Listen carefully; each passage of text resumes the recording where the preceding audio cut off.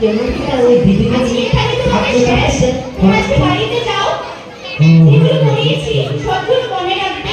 আমি ভালো করে পড়ে আসবো, ওর সাথে খুব ভালো ব্যবহার করবে, ঠিক আছে? চলুন চলুন এখন যাই। চলুন চলুন।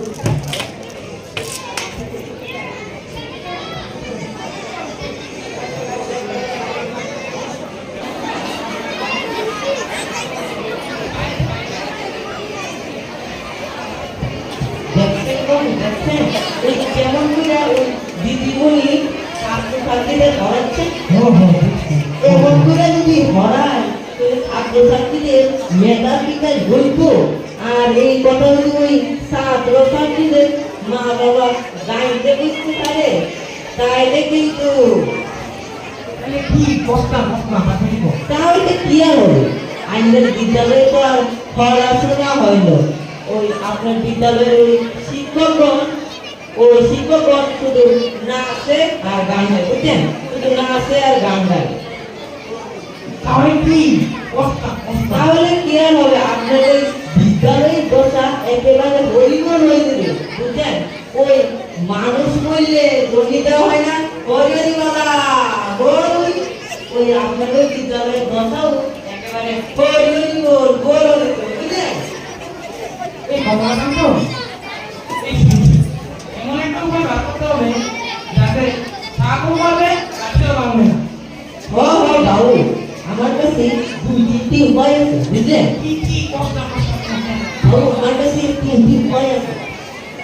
ওই প্রথম উপায়টি হলো ওই দিদিমণিকে বিদ্যালয়ে না আসতে দেওয়া। আর দ্বিতীয় উপায়টি হলো ওই যে ছাত্রছাত্রীগণকে বিদ্যালয়ে না আসতে দেওয়া। কিন্তু বাবু শুনেন, তৃতীয় উপায়টি হলো ওই রাতের অন্ধকার ওই যে বিদ্যালয়টিতে আগুন লাগিয়ে পুড়িয়ে শেষ করে দেওয়া, বুঝছেন? এই কথা তাহলে যে এই কাজটি খুব সাবধানে করতে হবে। আপনার ওই লাঠিয়া কালী সড়ককে দিয়ে এই কাজটি খুব সাবধানে করে দেবেন, তাইলে কেলা করবে, বুঝলেন? খুব সাবধানে করতে হবে। চলুন চলুন চলুন। চলো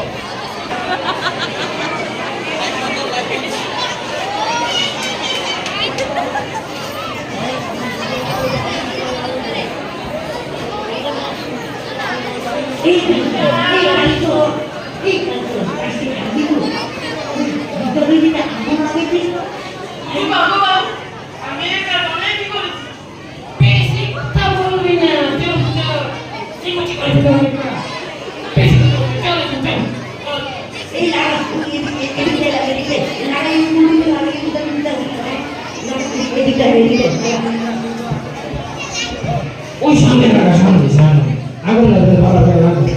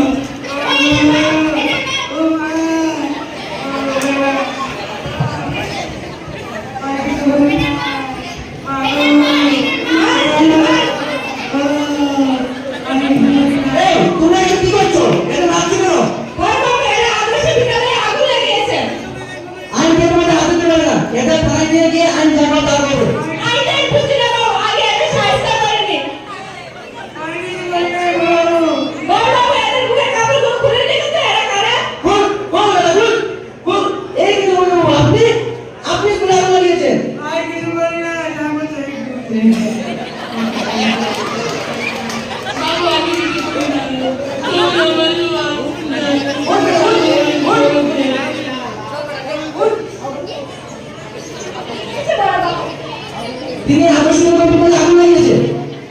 আপনি এটা থানায় নিয়ে এদের খুঁজে শাস্তি দিন। চল চল চল চল।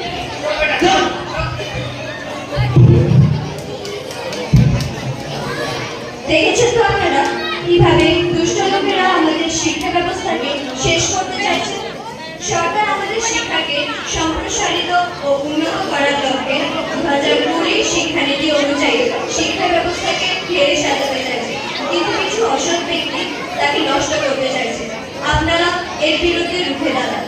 আপনারা আপনাদের ছেলেমেয়েদেরকে মারবেন না, খেলার ছলে ও বাস্তব অভিজ্ঞতার দ্বারা তাদের শিক্ষা দিন। নমস্কার।